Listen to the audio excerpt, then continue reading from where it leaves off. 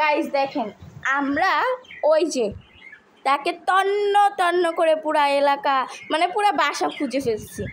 আর সে ওই যে বাইরে দেখেন জানলা দিয়ে, এই যে এই জানলাটা দিয়ে বের হয়ে ওই যে সে বাইরে।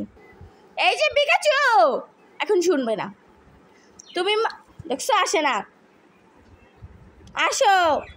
ও কিন্তু সাড়া দিতেছে, ওই দেখেন পিকাচু জঙ্গলে যায় না, পাতার মধ্যে দেখছো। এই যে তুমি ওই জায়গায় থাকবা, বাসায় আজকে আনবো না, তুমি ওই জায়গায় আজকে থাকবা, বাসায় আসবা না। মিঠি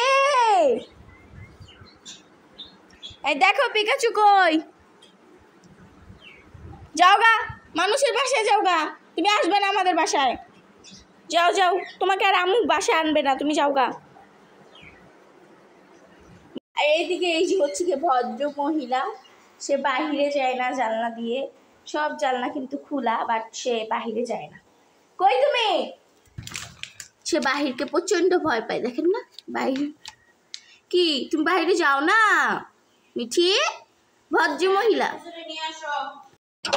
সো গাইস এখন যাচ্ছি হচ্ছে কি পিকাচুকে আনতে, আর ওকে আজকে কইও আসো, তুমি ঘাস খাও, বাসায় বসে কিচ্ছু খায় না, এখন আইসে ঘাস খাইতে বাহিরে, দেখেন আসো।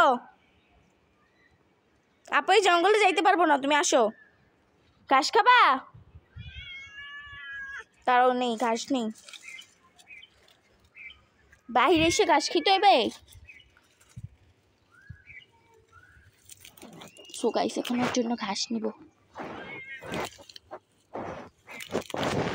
বাট এই ফুলগুলো ফালাই দিতে হবে, তারপর ঘাসগুলো ওদের খাওয়াবো।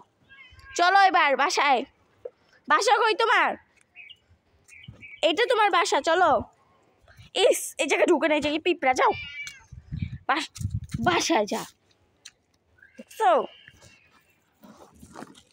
চলো ওঠো। ওই যে চোখেও ময়লা লাগাইছো, তোমাকে মাত্র পরিষ্কার করে দিছি, বাসায় যাবা, যা বাসা যাও, যা সরো, বের হইও আবার, না ঘাস খাও।